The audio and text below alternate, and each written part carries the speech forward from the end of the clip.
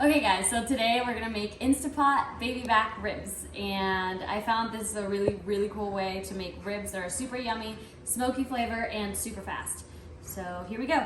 Liam's gonna help me. Baby back, baby back, baby back. Okay. So we're gonna start with these 2 racks of ribs that we got from Sam's. And all we're gonna do to these ribs is we're gonna remove the silver skin, and then we're gonna use a spice rub, and I'm gonna I'm gonna put the ingredients of the spice rub down below.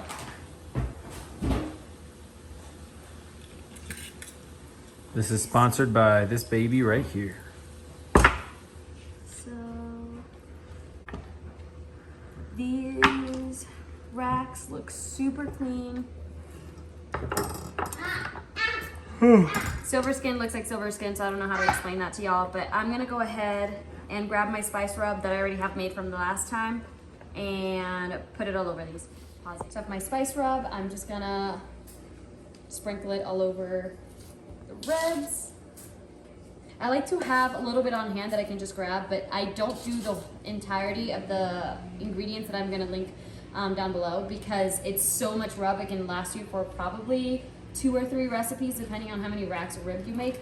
So I only like to have a little bit in a bowl, so then anything I touch with meat hands, obviously I can't put back.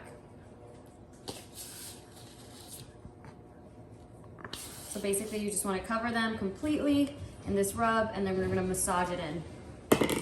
So we're just massaging the ribs with everything.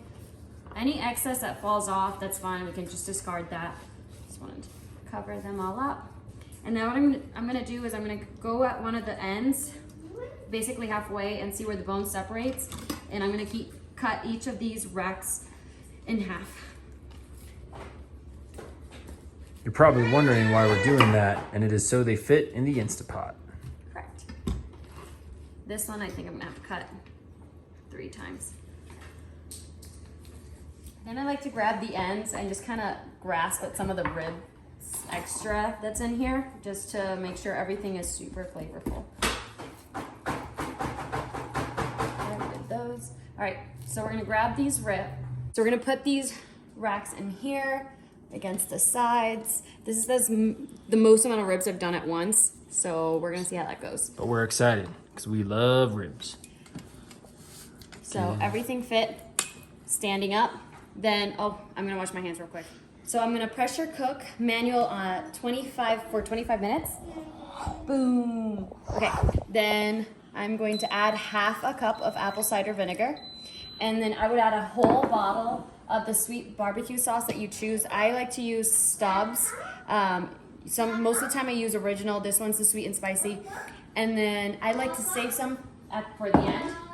And then I'm going to put this leftover sauce from the last time I made the ribs. I tend to keep that sauce, freeze it, and then use it every time. And it just brings a lot more flavor, in my opinion. So that's literally all we're doing. So we're gonna grab the lid, I'm gonna close it, make sure it's not on venting, everything's on, and that's all we gotta do for the ribs. It's gonna take about 25 minutes, then I'm gonna check them, make sure they're completely full off the bone, like everything falls off the bone. That's how you know it's ready.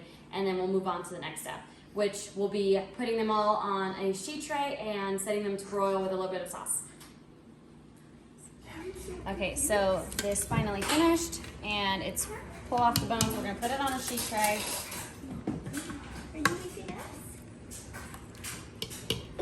This video is formed in front of a live studio audience. Whatever. So then we're gonna grab the rest of the sauce, and I'm gonna put it all over the ribs. Make sure it covers it on the top, and then we're gonna put it on broil to have that crispy filling, and that will be it. And then we'll show the final product.